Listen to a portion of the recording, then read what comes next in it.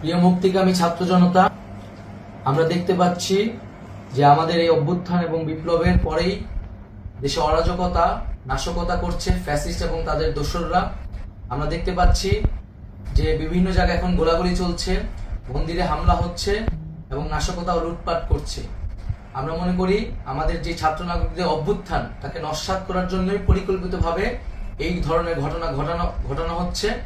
আমরা মুক্তিকামী ছাত্র জনতাকে সজাগ এবং সতর্ক থাকতে আহ্বান জানাচ্ছি এবং আমাদের যে অন্তর্বর্তীকালীন সরকার, আমরা সেই সরকারের যে প্রস্তাবনা 24 ঘন্টার সময় নিয়েছিলাম, জরুরি পরিস্থিতি মোতাবেক আমরা এখনই তার একটি রূপরেখা ঘোষণা করছি।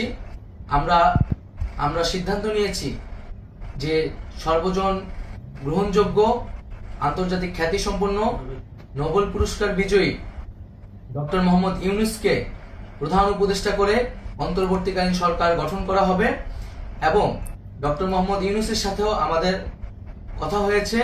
তিনি ছাত্র জনতার আহ্বানে বাংলাদেশকে রক্ষা করতে এই গুরু দায়িত্ব নিতে সম্মত হয়েছে। আমরা সকালের মধ্যেই আমরা এই সরকার গঠনের প্রক্রিয়া দেখতে চাই। রাষ্ট্রপতির কাছে আহ্বান থাকবে যে দ্রুত সময়ের মধ্যে ডক্টর মোহাম্মদ ইউনূসকে প্রধান উপদেষ্টা করে অন্তর্বর্তীকালীন সরকার গঠন করা হোক এবং এই অন্তর্বর্তীকালীন সরকারের বাকি সদস্যদের নামও আমরা সকালের মধ্যে ঘোষণা করব।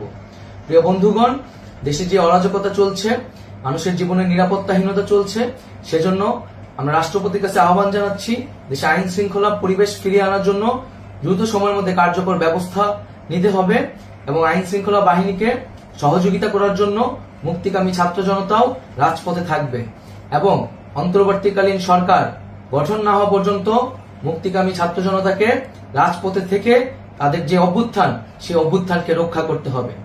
প্রিয় বন্ধুগণ, আমরা রক্ত দিয়েছি, শহীদ হয়েছি। আমাদের যে প্রতিশ্রুতি একটি নতুন বাংলাদেশ গঠন করার জন্য, সেটিকে আমাদের অবশ্যই বাস্তবায়ন করতে হবে এবং অবশ্যই ছাত্র জনতার প্রস্তাবিত সরকার বাদে কোনো ধরনের সরকার কিন্তু মেনে নেওয়া হবে না। আমরা বলেছি কোনো ধরনের সেনা শাসিত সরকার অথবা সেনা সমর্থিত সরকার অথবা এই ফ্যাসিস্টদের দোসরদের কোনো বি টিম সরকার কিন্তু আমরা মেনে নিব না। কোনো গণবিরোধী সরকারকে মেনে নেওয়া হবে না। ছাত্র জনতার অভ্যুত্থানকারী যে প্রস্তাবিত সরকার, অন্তর্বর্তীকালীন সরকার, যেটা আমরা সিদ্ধান্ত উপনীত হয়েছি ডক্টর মোহাম্মদ ইউনূসকে প্রধান উপদেষ্টা করে এই সরকার গঠন করা হবে, সেই সরকারকেই বাস্তবায়ন করতে হবে অবিলম্বে। আগামীকাল সকাল থেকে সকলকে আহ্বান জানাচ্ছি রাজপথে থাকার জন্য এবং আমাদের যে সাম্প্রদায়িক সম্প্রীতি এবং রাষ্ট্রীয় সম্পদ রক্ষা কমিটির ঘোষণা হয়েছে বৈষম্যবিরোধী ছাত্র আন্দোলনের নেতৃত্বে, সকল পাড়ায় পাড়ায় এলাকায় এলাকায় সেই কমিটি পাহারায় থাকবে। আমাদের সংখ্যালঘু কমিউনিটিকে আমাদের রক্ষা করতে হবে, রাষ্ট্রীয় সম্পদ এবং এই দেশকে রক্ষা করতে হবে আমাদের।